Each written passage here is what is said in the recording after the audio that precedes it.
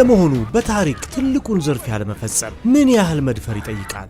2.4 ቢሊዮን ዩሮ። እቅዱ ባንክ መዝረፍ ሳይሆን እዛው ገብቶ የራስን ገንዘብ ማተም እንጂ። እንዴት ነው 8 ሰዎችን በአንድ ሐሳብ ላይ አሰባስቦ ማቆየት የሚቻለው? ፍጹም እቅድ አለ ማለት ይቻላል።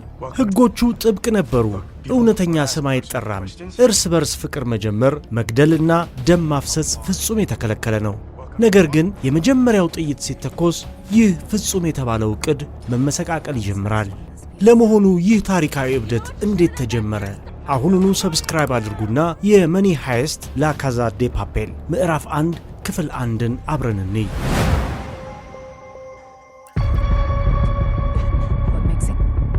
ታሪካችን የሚጀምረው በቶኪዮ ድምፅ ነው። ስሟ ሲሌኔ ኦሊቬራ ይባላል። ቶኪዮ ለምን ወንጀለኛ ሆነች? ምክንያቱ ደግሞ ፍቅር ነበር። ከቀድሞ ፍቅረኛዋ ጋር በመሆን በርካታ ዝርፊያዎችን ትፈጽም ነበር። ነገር ግን በአንድ የባንክ ዝርፊያ ወቅት ነገሮች ተበላሹ። ፍቅረኛዋ በጥይት ተመትቶ ሕይወቷ አለፈ። እሷ ግን አመለጠች። አሁን ቶኪዮ በፖሊስ የምትፈለግ፣ የገዛ እናቷን እንኳን ማነጋገር ሕይወቷን አደጋ ላይ የሚጥልባት ብቸኛ ሴት ሆናለች። እናቷን ለማግኘት በስልክ ካቢኔ መደወያ ውስጥ ሆና በምታነጋግርበት ወቅት ፖሊሶች ከበው ሊይዟት ሲዘጋጁ ሚስጥራዊው መኪና ከጎኗ ይቆማል። መኪናውን የሚነዳው ሰው መልከ መልካም፣ ረጋ ያለና ምሁር የሚመስል ሰው ነው። ራሱን ፕሮፌሰር ብሎ ያስተዋውቃታል። ፕሮፌሰሩ ለቶኪዮ እንዲህ አላት፣ እናቴ ቤት ልሂድ ካልሽ ትያዣለሽ። እዛ ፖሊሶች አልፍጠውብሻል። እኔ የሕይወትሽን ትልቁን ዕድል ይዤልሻለሁ። ቶኪዮ በሰውየው ረጋ ያለ ንግግር ተማርካ መኪና ውስጥ ትገባለች።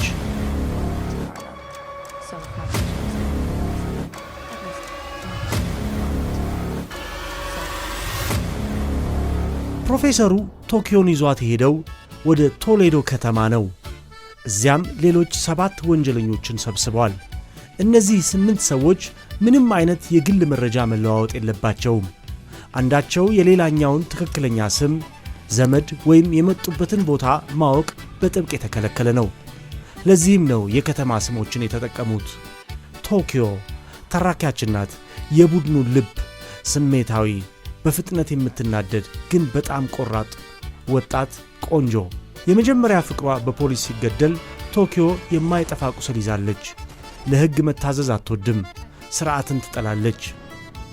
በርሊን የዝርፊያው መሪ፣ በስፔን ውስጥ የከበሩ ድንጋዮችንና ጌጣጌጦችን በመዝረፍ የሚታወቅ፣ በቡድኑ ውስጥ ትዕዛዝ የሚሰጠው እሱ ነው። የፕሮፌሰሩ ቀኝ እጅ፣ በጣም የተረጋጋ ጨካኝና ነገሮችን በሙያዊ መንገድ ብቻ የሚመለከት። ከማንም ጋር ስሜታዊ ግንኙነት የለውም። ጥበብን ይወዳል፣ ኦፔራ ያዳምጣል። ነገር ግን ከሁሉም በላይ ቁጥጥርን ይወዳል። ዴንቨርና ሞስኮ አባትና ልጅ ናቸው። ሞስኮ የብረታ ብረትና የማዕድን ሥራዎችን ጠንቅቆ የሚያውቅ፣ ማንኛውንም ቁልፍ መስበር የሚችል ጎልማሳ። ዴንቨር ግንፍልተኝነት የሚቀናው፣ ድብድብ የሚወድ ግን ደግሞ የዋህ ልብ ያለው ወጣት። ሪዮ የቡድኑ ሃከር ወይም የኮምፒውተር አዋቂ፣ እጅግ ጎበዝ ቢሆንም ከቡድኑ ውስጥ ታናሹና ገና ልምድ የሌለው የዋህ ልጅ። ናይሮቢ የሐሰት ገንዘብ ማተሚያው ኃላፊ፣ በጣም ጠንካራና ተፈጥሯዊ መሪ ነች። ሥራዋን እንደ ኪነ ጥበብ ነው የምትመለከተው። ሄልሲንኪና ኦስሎ 2 ግዙፍ ሰዎች፣ ሰርቢያውያን፣ በቀድሞ የዩጎዝላቪያ ጦርነት አብረው ተዋግተዋል። ወንድማማቾች አይደሉም፣ ነገር ግን ከወንድማማች የበለጠ ትስስር አላቸው።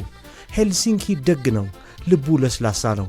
ኦስሎ ደግሞ ብዙም አይናገርም፣ ትዕዛዝ ብቻ ነው የሚፈጽመው።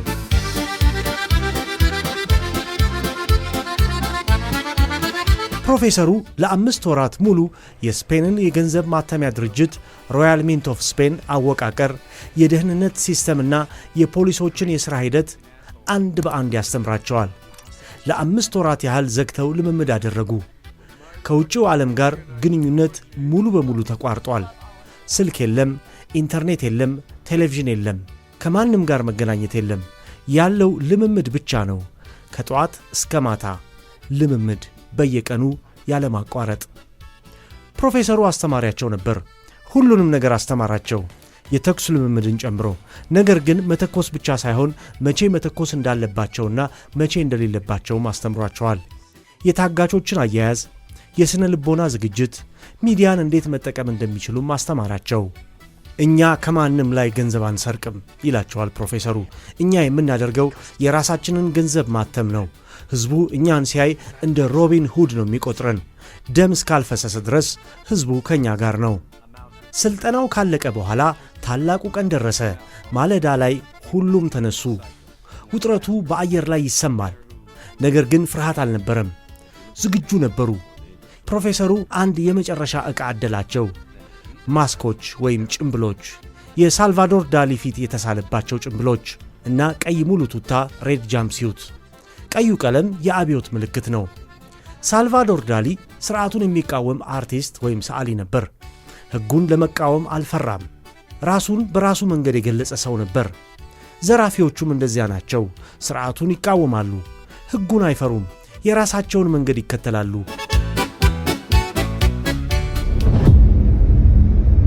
ሮያል ሚንት ኦፍ ስፔን ግዙፍ ሕንፃ፣ የሀገሪቱ ገንዘብ የሚታተምበት ቦታ፣ ደህንነቱ የተጠናከረ ነው። የመግቢያውን ትዕይንት እስቲ በዝርዝር እንመልከተው። ሚንቱ ሥራ የሚበዛበት ሰዓት ማለትም የብራይተን ኮሌጅ የተማሪዎች ቡድን ወደ ሚውዚየሙ ለጉብኝት የሚገቡበት ጊዜ ነው።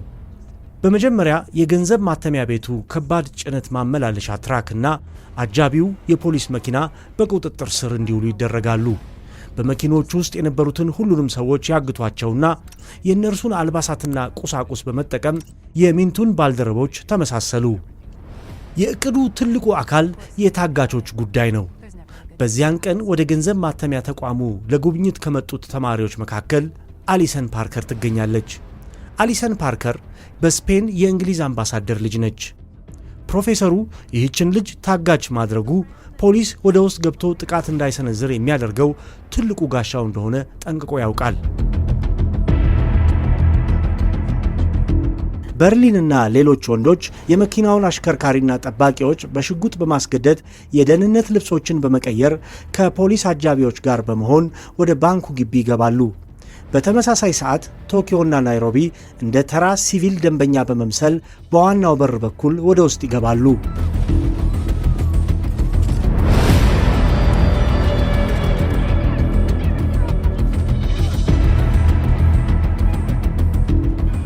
እንደገቡም ሕንፃውን ሙሉ በሙሉ በቁጥጥራቸው ስር ያደርጉታል። ቶኪዮ ከዚህ ቀደም ፕሮፌሰሩ የሰጣትን መመሪያ በመከተል አሊሰን ፓርከርን ትፈልጋለች። አሊሰን ፓርከር ከክፍል ጓደኛዋ ፓብሎ ሩይዝ ጋር በመጸዳጃ ቤት ውስጥ ተሸሽጋ ሳለ ፓብሎ ቀደም ሲል ያነሳትን የግማሽ እርቃን ፎቶግራፍ ያለ ፈቃዷ ማኅበራዊ ሚዲያ ላይ ሊለቅባት ሲል እያለቀሰች ነበር። ቶኪዮ ሁለቱንም ተማሪዎች በሽጉጥ በማስገደድ ከሌሎቹ 67 ታጋቾች ጋር እንዲቀላቀሉ ታደርጋለች።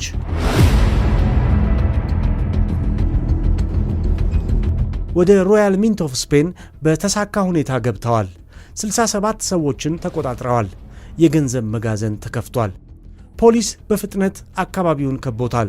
የልዩ ኃይል አባላት ተሰልፈዋል። የፖሊስ ሬዲዮ ግንኙነቶችን እየሰማ ነው። የመጀመሪያው ፖሊስ መኮንንም ደረሰ። ስሙ አልፎንሶ ፕሪቶ ነው፣ የስፔን ብሔራዊ ፖሊስ ዋና መርማሪ።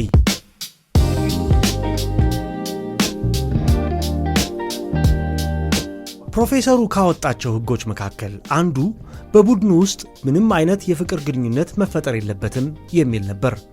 ነገር ግን በሥልጠና ወቅት ቶኪዮና ሪዮ በድብቅ ፍቅር ጀምረው ነበር። ይህ የፍቅር ግንኙነት ደግሞ የመጀመሪያውን ትልቅ አደጋ ይዞ ይመጣል። በእቅዱ መሠረት ፖሊሶች ዝርፊያ መኖሩን እንዲያውቁና እንዲመጡ ለማድረግ ሆን ብለው የሕንፃውን በር ከፍተው መታየት ነበረባቸው። ነገር ግን ፖሊሶች ሲደርሱ ሳይታሰብ ተኩስ ከፈቱ። አንደኛው ጥይት የሪዮን ጭንቅላት ይቧጭረዋል። ሪዮ ወድቆ ደም ሲፈሰው ያየችው ቶኪዮ እቅዱንና የፕሮፌሰሩን ሕግ ትረሳዋለች። በከፍተኛ ስሜታዊነት የያዘችውን ኤም16 መትረየስ ወደ ፖሊሶቹ አነጣጥራ መተኮስ ትጀምራለች። ቶኪዮ የሁለት ፖሊሶችን እግር በጥይት ታቆስላለች። የተኩስ ልውውጡ እጅግ አስፈሪ ነበር። በመጨረሻም በርሊን ጣልቃ በመግባት ቶኪዮን ወደ ውስጥ ይጎትታታል። የመጀመሪያው ሕግ ተጥሷል። ደም ፈሷል። አሁን ሕዝቡ ከነርሱ ጋር የመሆኑ ነገር ጥያቄ ምልክት ውስጥ ገብቷል።